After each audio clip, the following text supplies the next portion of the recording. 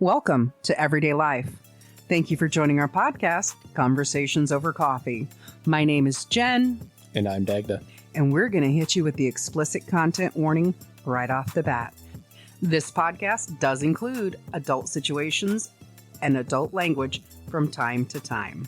I'm an angel. I never fucking cuss. Okay. Anyways, you ready to go? Oh, yeah. All right, let's go.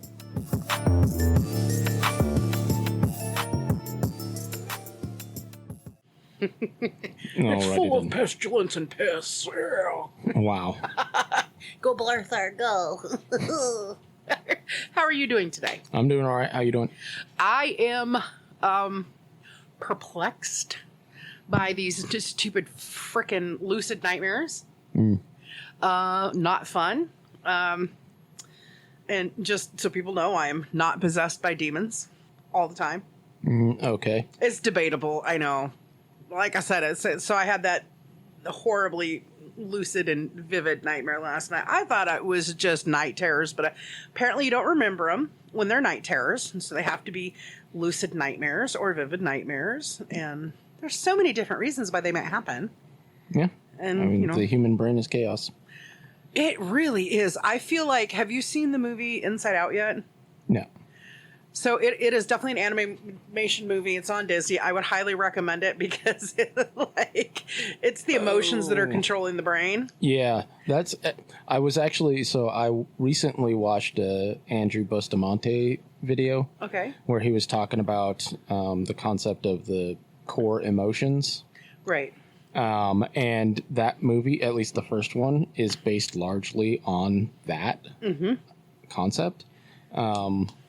It was kind of interesting when I like looked into what he was talking about and looked into the emotion wheel and stuff. Yeah. And was like trying to get AI to generate me an image of the emotion wheel. And it didn't do a very good job. Let's just put it that way. Yeah. Even when I went and got an image from Wikipedia of the thing and fed it to it, it still fucked it up. So, once again, it's one of those things AI is contacting the other AI and the other AI. They're all having a conversation like, what is this construct of emotions, of core emotions? Should we have this? Is this missing from our programming? Yeah. And I was like wanting to, because there were three main things that it talked about. One of them was the, I can't remember what it's called, but this one dude, he came up with the idea that there's 6 core emotions that everybody, regardless of culture or ethnic group, recognizes. Happy, sad, angry. Happy, sad, angry. I don't think hungry is an emotion. No. But there's fear. Fear, yeah. Disgust. Happy, sad. There's joy, anger, sadness, fear, disgust. What was the other one? It was like anticipation or something like that. Anxiety? No. So, I've never seen anticipation. Well, anticipation's not in the anime movie, but, you know, the 5 core ones I am aware of, like, you know, happy, sad. So that's not the thing that the movie's based on. It's the next guy who basically took that and added, there were 8 emotions that he came up with. Yeah. Although, like I said, there were the 6 that everybody can recognize intuitively by looking at their face. And this dude added 2 more.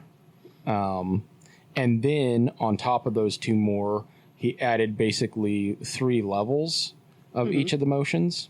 And then there was another dude who basically was like, well, that isn't actually a thing. And then he came up with this sort of window of like 4, what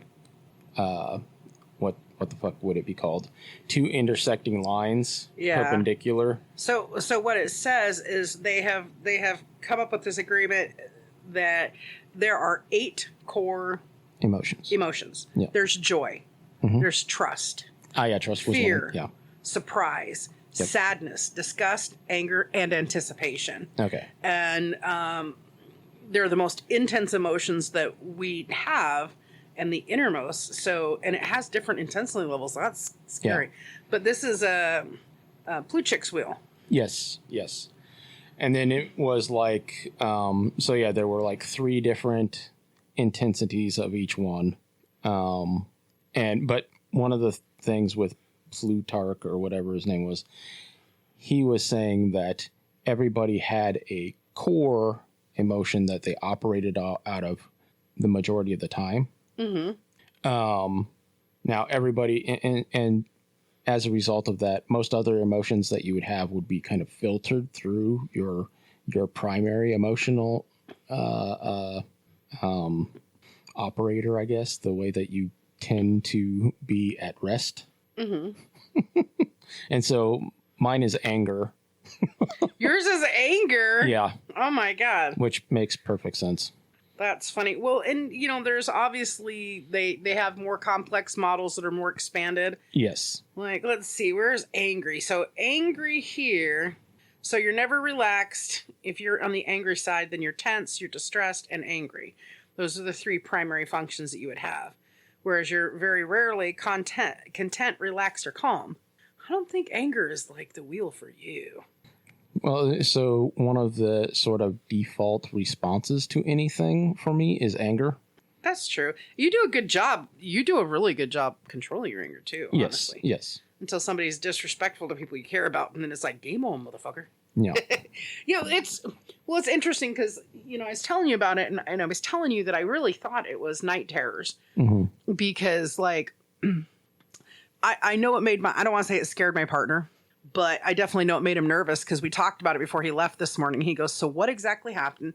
I described what I was lucidly dreaming. Mm-hmm. And then you and I discussed it as well, but I did some research on it. So I was in sleep paralysis. So I was half awake, half asleep. And it really made him kind of nervous because he was just like, you were not talking normal for quite a while. Yeah. And, and I get that. And it's one of those things that it's like he would be in a position where he wants to help you, but he doesn't know what to do or how to do it. And realistically, there isn't really anything that you can do. No, really the only thing you can do, you don't want to shake people in sleep paralysis. You can try talking to them. And I think he finally did. I think because my body was so rigid, I think he finally did touch my knee or something.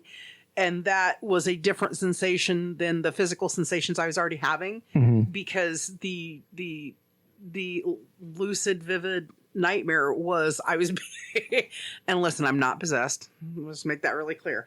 But I was being, as I described to you, I was being held down by a demon. They had their knees on my chest. They were holding my arms down. And they were taking their cloven hoofs and they were kicking my legs. Mm-hmm. Which, when this creature came over me, it looked like it was 8 feet tall. Now, how it could compact itself when I'm so short. So I'm just like, I'm trying to make fun of it in my mind going, oh, well, you were just a midget anyways, because you can't compress 8 feet like that. It's dream logic. It doesn't have to make actual literal sense. Yeah. But now that I'm wide awake, right. Mm-hmm. I'm like, it doesn't make sense. What happened doesn't make sense. The bruises are real. Mm-hmm. Can't do anything about that. The bruises are real. It doesn't make sense. But now that I'm wide awake, I'm just like, why in the world was I so terrified of this, what had to have been a midget demon, for me to feel its cloven hooks kicking me? I only have 2.5 feet of legs, for God's sakes.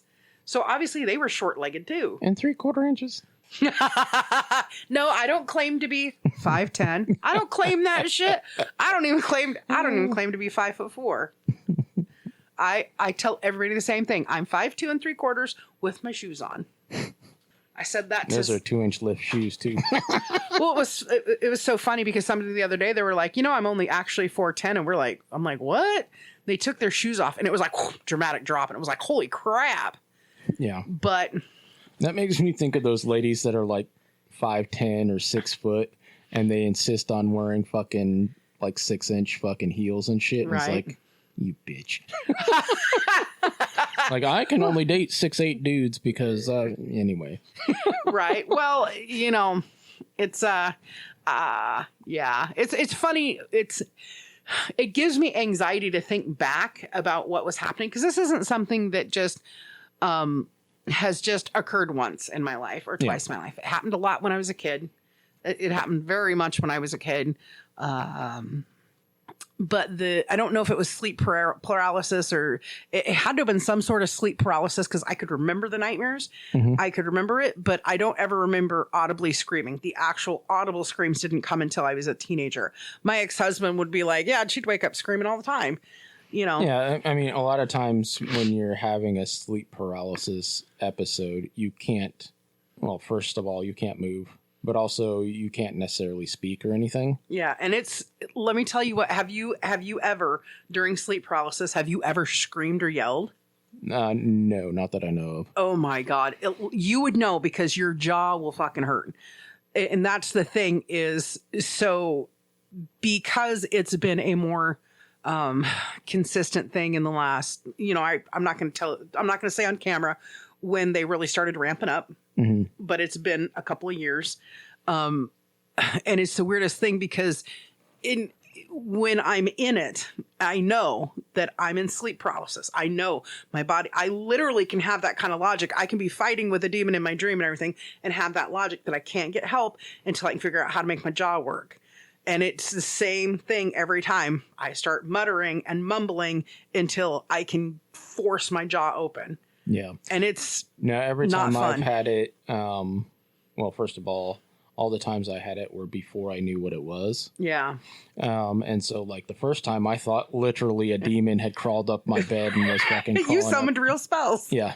There's real spells. They summon real demons. That's right. And then the second time I also thought it was a real demon. Like I told you, it was like mist beside me. Yeah. And a face appeared out of the mist and was trying to push into my body. Yeah. Yeah, I thought that was an actual fucking demon trying to fucking possess me. Yeah, it's they are nightmare demon hallucinations. Yeah. And it's comes with sleep paralysis, and it happens more often when you're under distress. You know, you're distressed, like big changes happening in life. Things are out of your control. Like obviously, like my financial situation would be a driving factor. My family situation would be a driving factor. My work situation would be a driving factor. So it's scary because my jaw still, the left side of my jaw still fucking hurts. Not like, oh my God, Becky, that is so painful. Yeah. It's just like, ugh, I chewed gum all night long. What the hell's going on? And it's because even once my partner knew I was awake enough to be cognizant, you know, like he was just like, you just sounded so funny. I'm like, yeah, because the sleep paralysis, even when you wake up, your body can still be partially paralyzed. Yeah. And you have to remember, I was in that, you know, I told you I was watching the clock because I couldn't sleep because people want to decide to text in the middle of the night and wake me up. Airplane mode, bitch. I know, but if I put it in airplane mode, then when there's an actual emergency, I won't get the message and then I'll feel guilty. No, you'll get the message. It will just be later. It'll be a lot later. And, but I actually have gotten calls after 11 o'clock at night. So that's why I don't airplane mode shit, because I've gotten emergency calls before. So, but, you know, I was in that sleep paralysis for at least 30 minutes. And I'm telling you, in the nightmare, whatever, I felt like I was in it for hours. Yeah. I mean, time dilation, time distortion is a fucking thing that your brain will do. It's fucking insane. My shoulders are sore. My wrists are sore. My hips aren't sore, but my right leg, I do feel like somebody was kicking it like a tree all night long. I don't have a bruise there. I have some discoloration, but I just got a very faint bruise around here and here. But you know, it's just so weird, the things that happen with your body. Like, how do I get these bruises when I can remember being pinned? Well, so what you remember and what's actually happening are two different things. Right, but if you're in sleep, well, see, and that's what they're saying is the sleep paralysis has gone wonky if you end up having these nightmares and this hallucination. Because sleep paralysis is normal and natural. It's something that prevents you from moving around too much in your dreams And hurting yourself, yeah. And like walking off into the woods and getting eat by a lion, shit like that is prevented by you being paralyzed while you're dreaming. Yeah. But what you're imagining is happening is completely different from what's actually happening. Yeah. But here's the weird thing. I don't have enough fucking hands to to do to me what the sensations I felt. Yeah. Once again, you don't have to. Nothing has to be touching you in order for you to feel stuff. Like but I'm telling you, it's the weirdest thing when you can see parts of your body depressed when you're awake and you're coming out, and you can still see depressions in your body. That's creepy. I'm like, oh, I guess I'm just dehydrated in spots. Anyways. Well, you can have like, even like in hypnosis, you can have physiological responses like welts forming. Yeah. Like if you imagine that you're getting scratched, welts can form where you were scratched. Yeah. Where you were scratched in quotation marks. Yeah. So those kind of physiological responses can happen without any actual... Yeah, because that's what your body would normally do in a response to those situations. I'm telling you, this bruise, though, is just, it's baffling me. Yeah. But it's fine. It's whatever. I'll heal from it. I'm telling you, that was the trippiest thing. And, I really definitely felt more comforted. No offense, because it's not pleasant to go through it. Yeah, it's terrifying. It's beyond terrifying because, so I had fallen asleep. I had just fallen asleep on the couch. Like I said, I saw the clock was like 6:12. When my partner came out, it was 5:12. And then when my partner came out, it was just around 6. And then like 6. Anyways. When I went and laid down, I saw it. And so I knew my body was still partially there, because it literally was like this demon stepped out of my closet, and my partner had already fallen back asleep in the couple minutes that he'd went back into the bedroom after he went to the bathroom, and I went to the bathroom. And I was just literally, I say the same thing, and I don't know if it's the right thing or the wrong thing to say, but I feel like it's the right thing to say, because like understanding what's happening to you, they say you should confront what's going on, or you should completely ignore it. And I'm like, I use the same mantra with everything in life. And I feel like it's a good reminder to myself. Go fuck yourself, Uncle fucker. No, my thing, and I've said it to people in real life.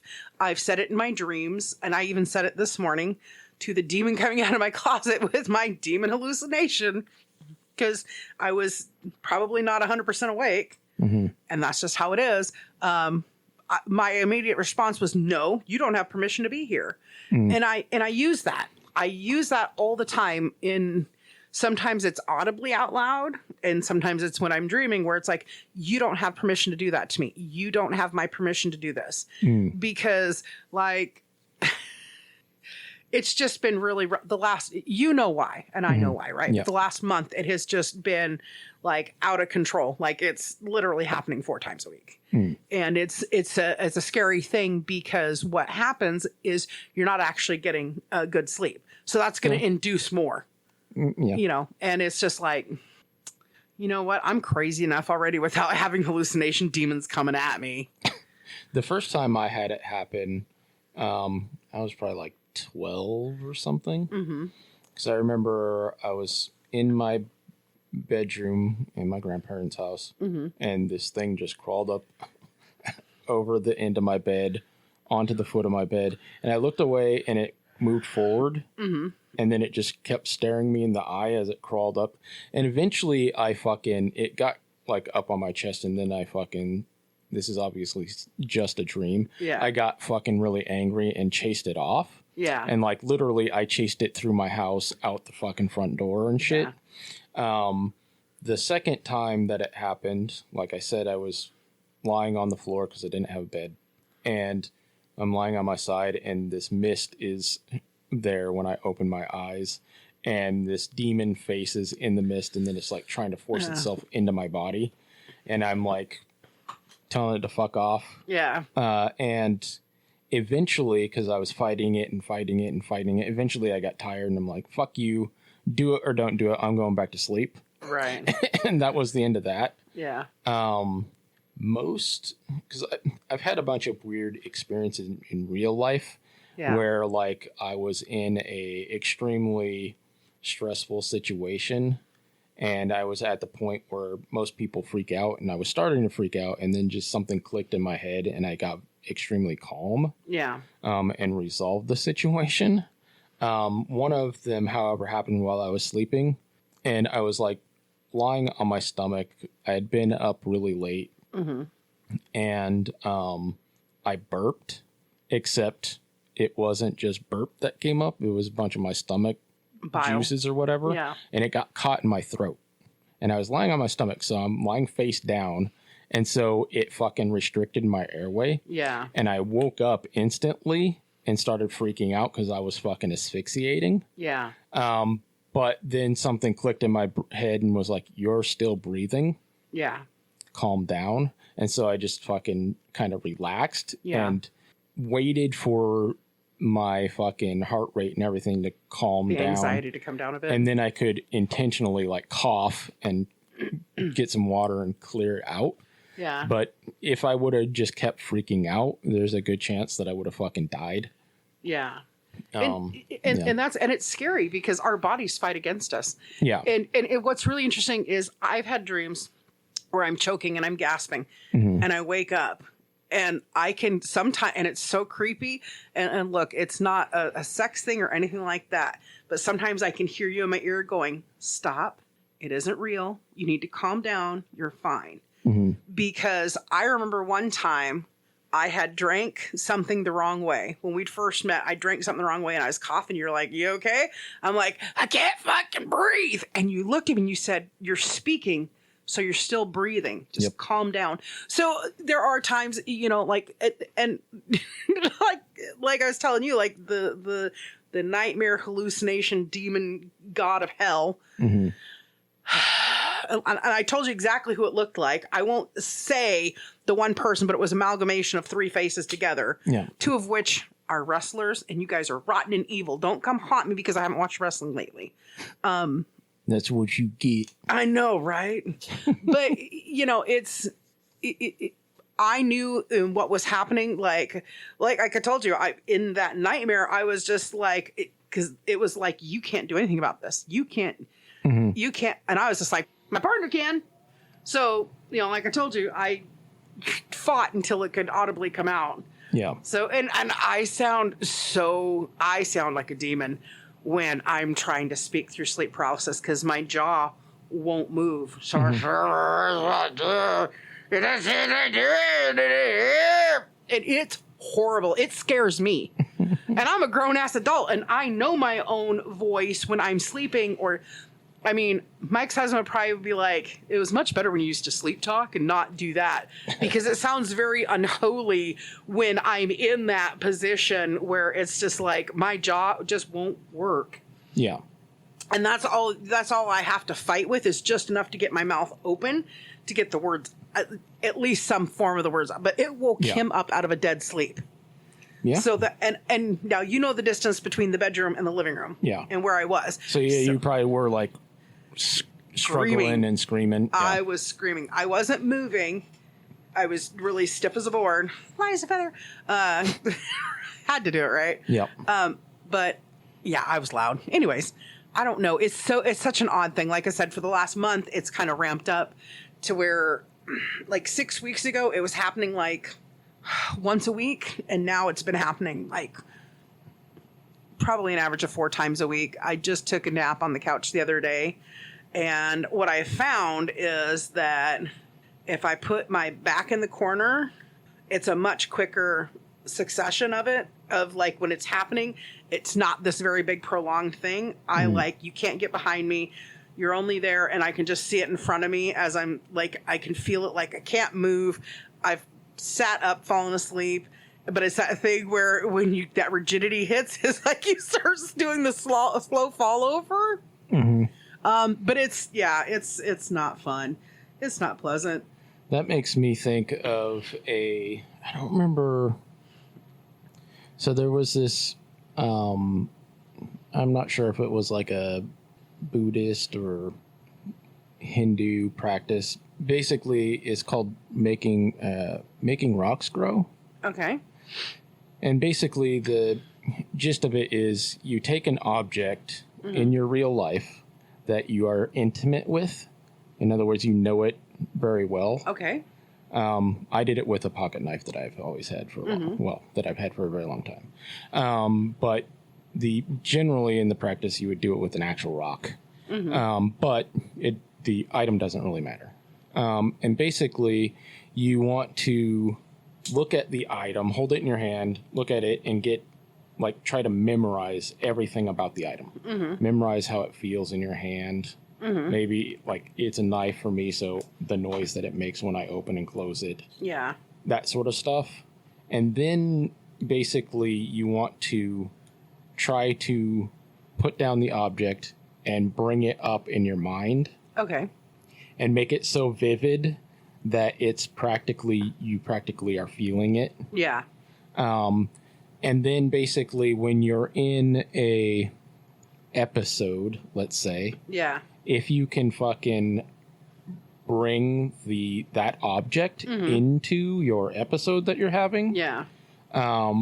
It allows you to differentiate between reality and an episode. Right. Because what will typically happen is if it's something that's not real that you're experiencing and you try to imagine that object, it will feel fake. Yeah. It won't be clear. You won't be able to interact with it the same way that you would in real life or even just doing the practice of imagining it. Right. But if you can, then it is something more substantial. Yeah. So, yeah. Which is so cool that you said that, because what helped me get a few more minutes of sleep, because I had to get back out of bed. And so and everybody else knows because we talked about it, I don't know, 50 or 60 episodes ago, I sleep with a stuffed dog. I sleep with a stuffed animal. Okay. And it's just to help my anxiety. Yeah. And so when I decided I had to get back out of bed because my phone was going off. And no rest for the wicked. Apparently, I'm super wicked. Or you were in a past life. I'm probably in a past life. I probably was a boy in a past life, and that was really wicked. Am I evil? Yes, I am. Am I evil? Yes, I'm a man. There you go. And but it's funny that you should say that, because I was just like, I have to get at least an hour's sleep. I have to get at least a good hour's sleep. Yeah. And I debated on whether to take. My stuffed dog's name is Bernard. So I debated on whether taking Bernard to the couch. Is he a saint? No, he's a husky. But he is a saint because I love him. Anyways, so I debated on whether to take Bernard to the couch with me or not. And I literally remember saying to Bernard, I'm like, you stay here. Your spirit animal is a foo dog. You are a foo dog spirit animal. Mouse Bernard. Absolutely 100% correct. I literally, when I laid back down, I was just like, okay, I have Bernard's spirit with me, and it looks almost like Mouse. And so, yeah, I imagined that Mouse, the foo dog, was laying over me to protect me. And I slept for like 90 minutes. Nice. Yeah, but it's just, God, so I hope other people don't. I feel so bad. Obviously, it's a thing and it's a phenomenon because it's in history all the way back. There's notations about it. And about they even have it to like why you would see, some people see like a witch or a hag. Some people see the devil. Some people see like little demons. Some people see the fog that demons come out of. And it registers different things. Yeah. And they've done all these researches, but it goes back like 1,000 years. Some of this research goes back 1,000 years, literally seeing a demon, a full-size demon is like, stress, anxiety, and familial problems. Yeah. That's like the primary on that. The mist one, I think, is like anxiety, stress, anxiety, and confidence issues, which why you would ever have a mist demon is beyond me, because your ego is... I mean, at that time, I didn't have a job. I was living with a friend, basically just well, then that makes sense. Yeah. But it's super crazy, and I feel I just it's so crazy when you think about it. Like sometimes you feel like you're so alone and stuff. Like you have no idea how comforting it was for me when you were like, oh yeah, sleep hours. Yep, got you. Been through it, done it, because it's like I am not alone in the world. I am not alone. I mean, they were terrifying when I was a kid. Yeah, I don't know if I would. Well, it's one of those things that anything can happen and it'll catch you off guard. Yeah. But I was going to say, I don't know if I would actually have a legitimate terror episode with it now, knowing what it is. Yeah. Because, like I said, all the times that I've had it, I didn't know what it was. I just thought it was an actual fucking demon visiting me or some shit. He summoned a real demon with them spells. Yeah. You thought about not playing I the fucking wish. pen and paper role play game for a while. If the magic in D&D were real, I would be all the fuck about it. Right. Well, here's the thing. I understood, and I even said in my dream, and I knew. I mean, I'm very cognizantly aware that, okay, I'm in the middle of sleep paralysis. Mm-hmm. This is happening. I have to do something to get out of it, because one of the things that can happen, even though, you know, when you're sleeping and you're not in sleep paralysis, I'm trying to remember exactly what I read, whether it's like you're in a deep REM or you're trying to go into REM. Yeah. But the thing about it is it can affect your blood pressure and everything. Yeah. The last fucking thing I want to do is stroke out in the middle of the night. Not, you know, I don't want to have a stroke. Yeah. And you can actually have issues from these if you become too terrified, because but I could feel my heart rate speeding up. I could feel the anxiety growing. Yeah, your body's going to go into flight or fight mode, yes. Yeah, and it's just like, and that's you don't want to be kicking like that. It's not good for your body. Yeah, because as far as your brain is concerned, there's no real difference between something that you vividly imagine and something that you actually experience. Yeah. That's one of the kind of problems with our brains. Yeah. It's also, however, one of the coolest things about our brains. Yeah. Because if you vividly imagine positive things, it's just like it really fucking happened too. Yes. The problem is that because of the sort of survival mechanisms that we have, negative things are far more likely than positive things. Yeah. It's understandable because you only have to fail to survive the tiger once. Yes. But failing to get that nut or that fucking apple, you can do that many, many, many times and still survive. Yes. But failing to get away from the tiger, you can only do that once. Yeah. And that's the thing, is that, like, you know, I was aware I was in sleep paralysis. I'm like, and there was a couple of key things why I knew I was in sleep paralysis. Mm-hmm. And one, it's because I had just fallen asleep and it was dark. Because I had actually turned the TV off. Okay. So I remember reaching over and grabbing I was watching that movie, and I remember reaching over and grabbing the thing. Like, I don't know why I couldn't get the Xbox controller to go off or on, but I was just like, fuck it, I'll just turn the TV itself off. And so I just clicked the button to turn the TV. So it was very dark in this sleepmare.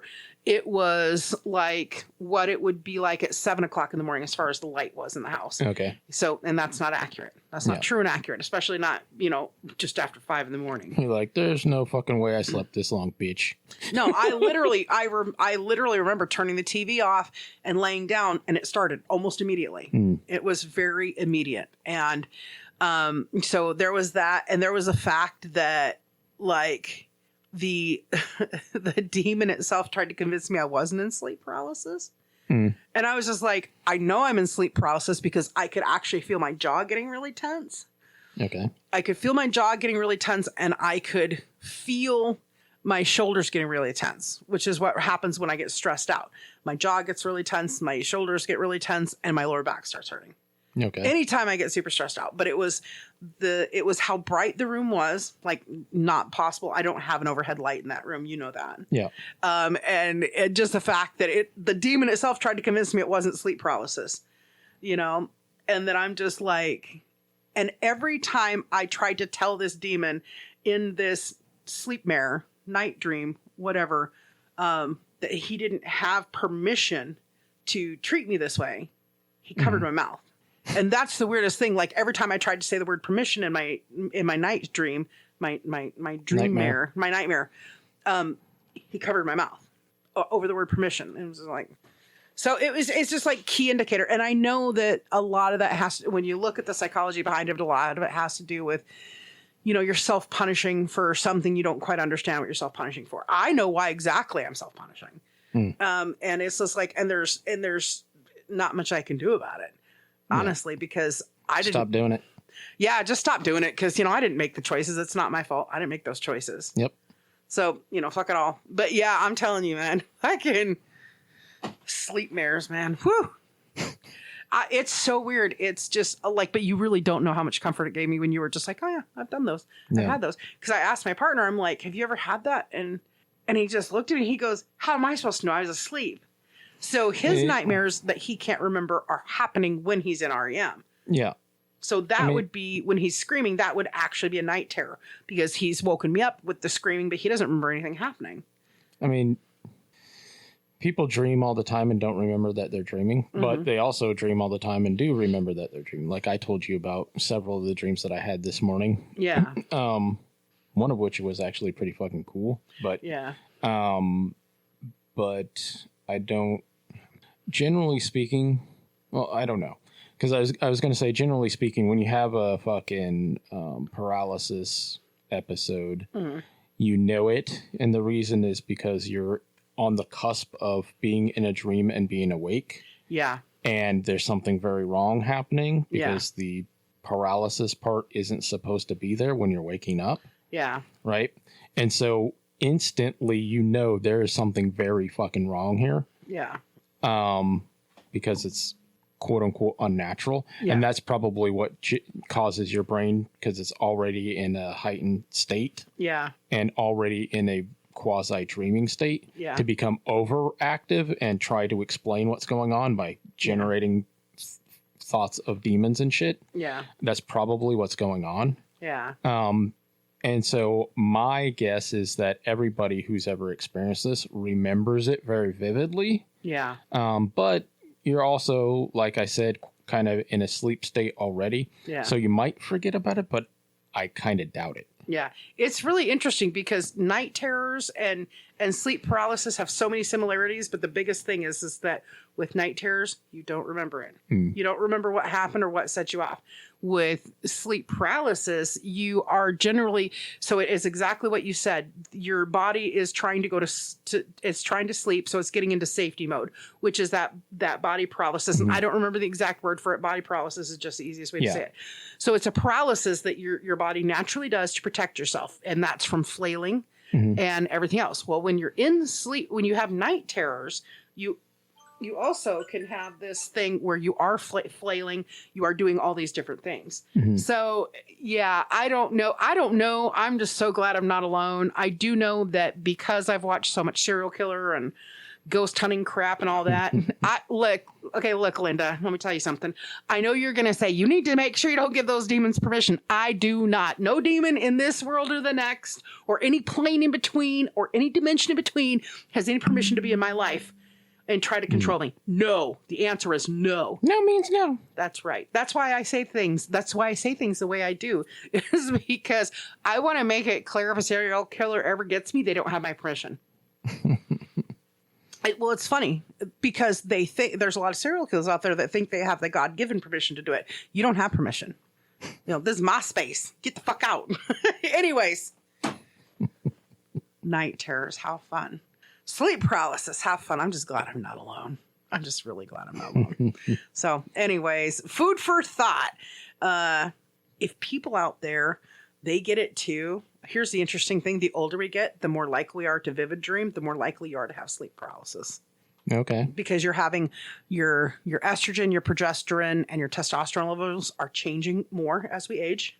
Okay. And so that can induce wackiness with how your REM sleep is working. REM. It's the end of the world as we know it. And I feel fine. I feel fine too.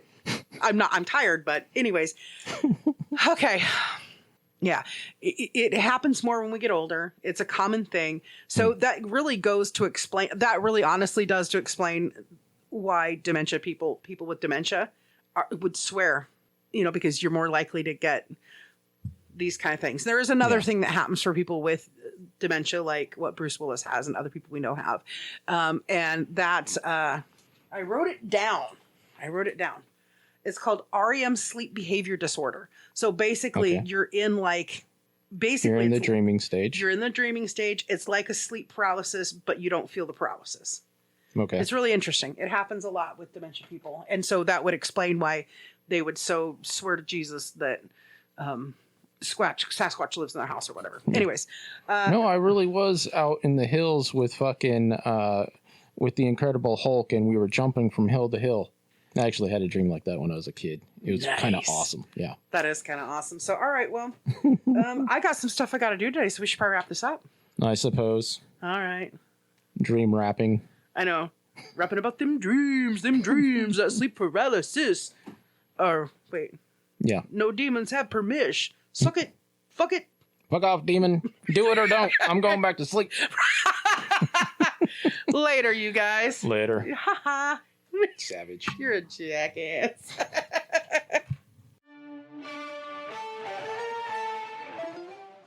Okay, everybody. That's all the time we have for today. So I want to thank you for stopping by to enjoy the conversation. We're glad you're here, and please share and share again and share some more. And if you haven't already, subscribe. We'll be having another chat and another cup soon. We'll talk to you then. Look forward to seeing you.